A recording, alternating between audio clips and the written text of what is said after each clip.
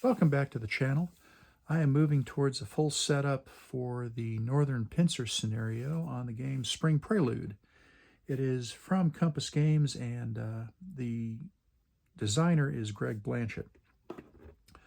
So, box removed. As you can see, I've punched the necessary ground counters. Did that this evening. I've also punched all of the variable strength chits, the reds and the blues, and I also took the liberty of clipping them. So those will work out fairly well. I also clipped the various markers for different kinds of status, the turn, and support points, victory points, replacements, and so on. So we're getting closer. I still need to clip these guys. But this is it for ground units. As you can see, I've got the map on the table, and it is underneath plexiglass that I've taped down.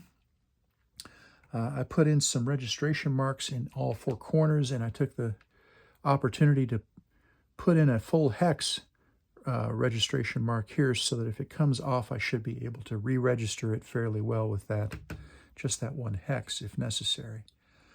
So this is more or less the configuration that I'm going to have as I play, at least this first time out.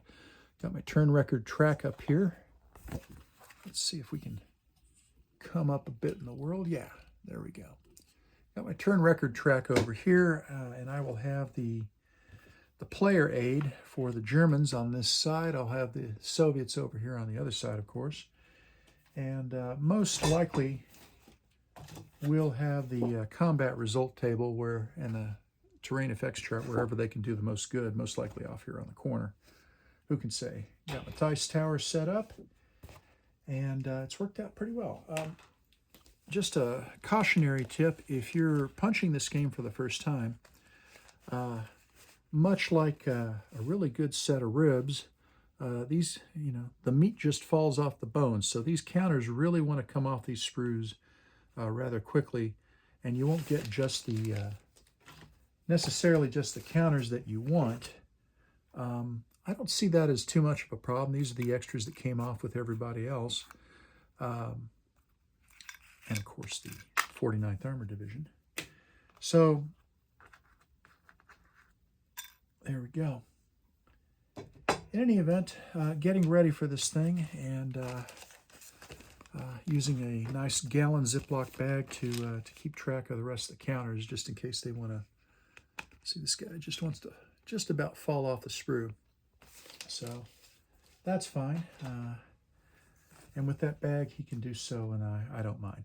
So looking at getting this thing fully set up here in the next day or two, once I have that, I might very well report back in with just a starting scenario, starting layout and some observations. I may very well take a mulligan on the first turn just to come to grips with the set of rules. I'm sure I'm going to make my share of mistakes.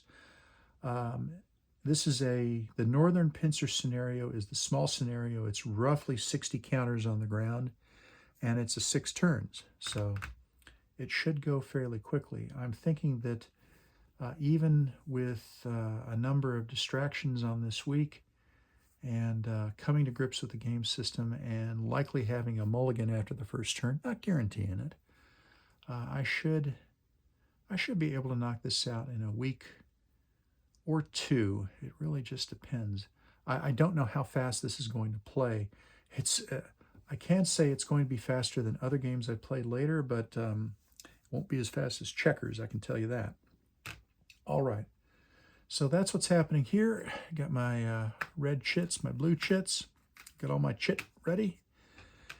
And we'll come back to this a little bit down the road. Speaking of which, hope you guys are having a great, this is Valentine's Day, by the way, and I owe my lovely wife another kiss, and we'll be turning in for the evening soon. So y'all have a nice evening, stay safe, warm, etc., and I'll see you down the road.